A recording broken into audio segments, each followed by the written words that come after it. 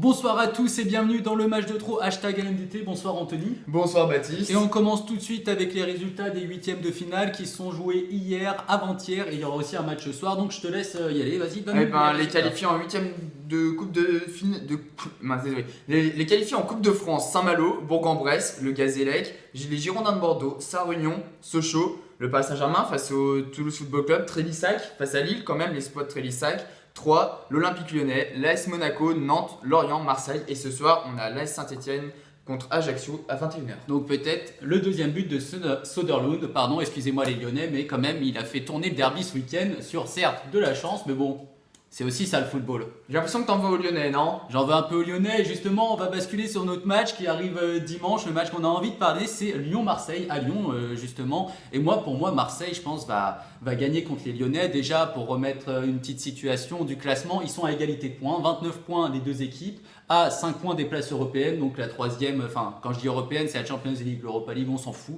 Et c'est Angers troisième, donc ils sont à 5 points, donc un match déterminant. Et Marseille, je trouve qu'ils sont en forme en ce moment. Sur les 3 derniers matchs, ils ont marqué 6 buts et ils ont 2 victoires. C'est vrai, je vais pas te contredire là-dessus. Marseille est en forme, mais tu négliges un peu trop l'Olympique Lyonnais. L'Olympique Lyonnais qui retrouve un vrai système de jeu, avec un vrai fond de jeu, une vraie envie de se porter vers l'avant avec Valbuena, Lacazette et Rachid Ghezal à droite qui, je trouve, fait vraiment un bon boulot sur c'est ce peut-être côté le droit. meilleur Lyonnais en ce moment. On a vu le premier match au Parc OL 4-1, ok c'était 3, on sait que 3 ils prennent la misère, qu'ils sont déjà relégués, ce que tu veux, mais ils ont mis 4-1 et on sentait une équipe en confiance, une équipe un peu portée. Là je pense que le Parc OL ça va être quelque chose ce week-end, ils vont pouvoir s'appuyer sur ça et je pense qu'ils vont être galvanisés par ce avec la défense des Lyonnais qu'on jeu. connaît. La défense des Lyonnais qu'on connaît, qui est quand même fatiguée, et une attaque marseillaise qui est en forme. En plus, on sait que Lopez va peut-être être absent parce qu'il semblerait être blessé à la cheville. Et il y a le retour de la Sanadiara au milieu de terrain qui était pendant cette petite semaine à Genève pour des histoires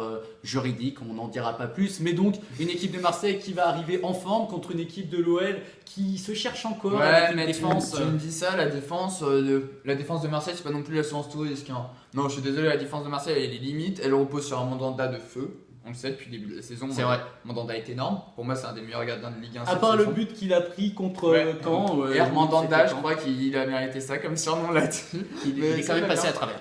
Et quand même, l'Olympique Lyonnais récupère Fofana. Bon, d'accord, ok, Fofana, mais quand même Umtiti et Bedimo. OL 3-0, on verra. Oh, ouais, 3-0, ça se projette C'est fort. tenté. Moi, je vois plutôt un 2-1 pour l'Olympique Lyonnais, avec un but de Lacazette et un but de Rachid. Non, moi je reste sur ma position. Je vois une victoire de Marseille qui est quand même la troisième meilleure attaque de Ligue 1 et la troisième meilleure équipe à l'extérieur. Bon, certes, à chaque fois à égalité avec d'autres équipes, mais bon, ils font quand même partie à chaque fois des 5 meilleurs dans le championnat.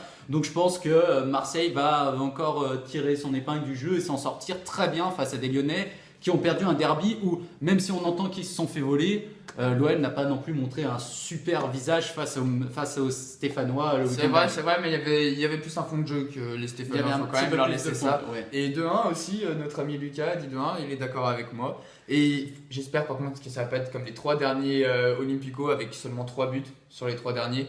On s'est fait un peu, on n'en dira pas plus, mais ces temps-ci, les matchs du dimanche soir ont souvent tendance à nous endormir et on zappe sur le Seigneur des Anneaux sur France 2.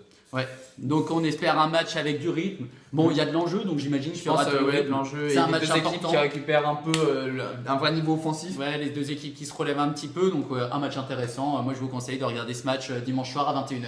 Et n'hésitez pas à réagir au #LMDT et à nous dire ce que vous pensez de ce match et vos pronostics. Merci en tout cas de nous avoir suivis. C'était le match de trop #LMDT avec Anthony et moi, Baptiste. Bonne soirée à vous.